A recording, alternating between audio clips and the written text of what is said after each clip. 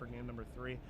Immediately, the things you want to look for is how he's going to get some help in this matchup. Acidic Slime is one card that can help him, but that is a 5-mana answer to one of the multiple enchantments from the Bant Hexproof deck. So, not ideal, but almost necessary to bring in. He does have one Sever the Bloodline, which is good against the non-Hexproof creatures, but pretty poor against the namesake cards of the deck. Does have 2 copies of Deathrite Shaman, does have 2 copies of Tristani, Celestine's Voice, and 2 copies of Abrupt Decay. But nothing jumps out here at you as cards that are really going to help improve this matchup. Nothing like a Barter and Blood Devourer Flesh or Liliana of the Veil. Yeah, and Alex's sideboard is also light on cards for this matchup. He has Strangleroot Geist, Nearhearth Pilgrim, Smiter, Negate, Ray of Revelation, and Fog. Okay. Actually, it wouldn't surprise me if he touched basically no cards in that sideboard. Just stuck to his main deck and goes back to battle.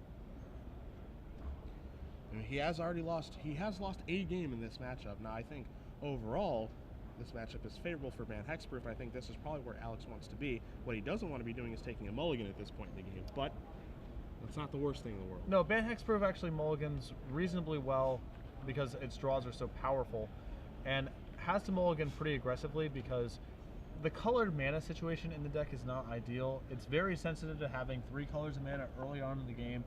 That's not something that's going to be happening reliably all the time, and so you have to be willing to throw back hands that have Sun Petal Grove, Temple Guardian, and a couple blue cards. You have to be willing to mulligan those kind of hands.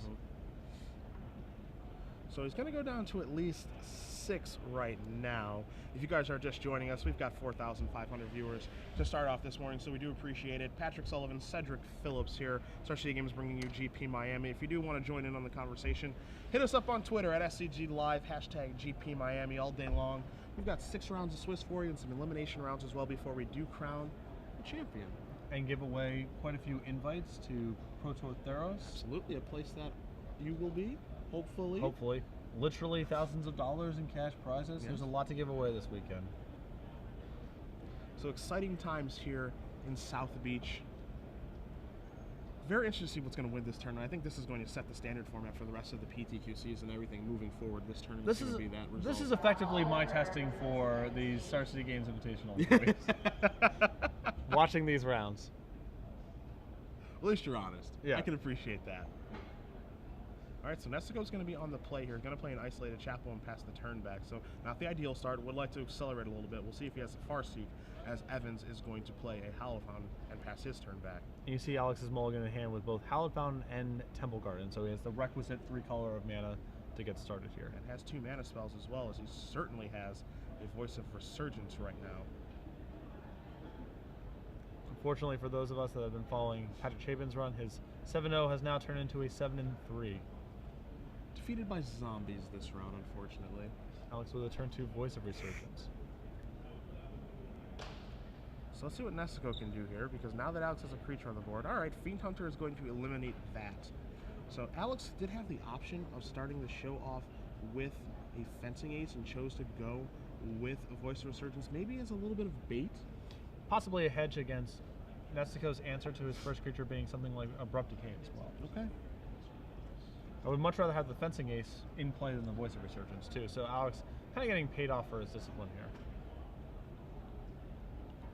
So Evans going to draw a Rancor for the turn. He has a Spectral Flight in his hand, but he's staring open mana in the face. He's staring Abrupt Decay in the face. Another thing that he's staring in the face, Patrick, is Restoration Angel, blinking out Fiend Hunter, giving the voice back.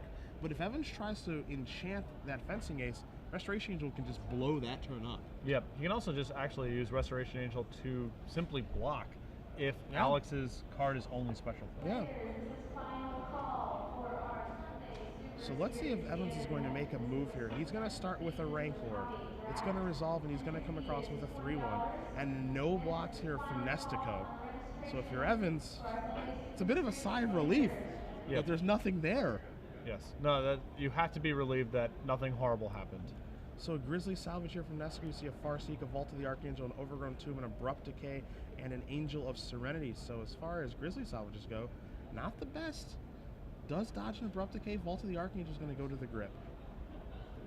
But Angel of Serenity going to the bin. So if there's an Umbrella Rights there in Nestico's hand, and we already know he has a 5th land, and speak of the devil, and it shall appear, because Umbrella Rights is the draw.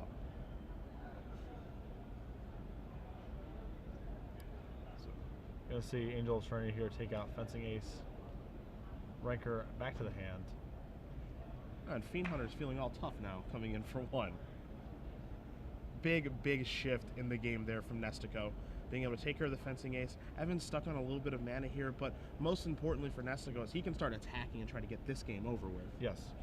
No, he actually, for as ahead on the board as he is, he has to try to win pretty quickly because he is potentially exposed to a hexproof creature plus whatever Alex has left over in his hand. So, Hexproof creature is going to start the show. It is going to be an Invisible Stalker. Now, Alex does have Rancor in his hand. He does have Spectre Flight. He does have Unflinching Courage. So I'm with you. Nestico does need to get this game over with. He can at least kind of bounce damage off each other because he does have a Vault of the Archangels, and he's going to gain no life. He's actually just going to play an Acidic Slime and take down a Mana Source. that's actually a huge deal. It keeps Alex off of Yep. And 3 mana, which is the threshold for things like Unflinching Courage, which might actually allow him to race in that spot. Evan draws a Voice of Resurgence, which is not a land yet again, and does extend the hand. So Mark Nestico is going to move on to 8-1-1, defeating Alex Evans and his Bant Hexproof deck. 2 games to 1 in a matchup that I'm sure Nestico is a little bit scared of. Doesn't seem ideal. Does not seem like an ideal matchup. Because it's always scary to play against a deck like Bant Hexproof that can just, have its unbeatable draw and beat you, which may be, what happened with Evans in game 2 that he won, but Nestico able to get the other 2 games and move on here to 8-1-1 in his local Grand Prix. Yeah, and for you legacy players out there, I don't care how good you think your matchup is against Charbelcher, no one's happy to play against Charbelcher. Yes. You're always sweating bullets. Yes. Bant Hexproof has that same capacity in this format. Even if your matchup is good, you're not sitting down feeling, all right, yes, I'm playing this deck. Yeah, I can't imagine anyone coming into the tournament saying, you know what I hope I get paired against? Bant Hexproof. All day long. You might think it in the abstract, but everyone talks tough until they're the ones staring down the barrel of the gun. Yeah. You know what I mean? So, Nestico, again,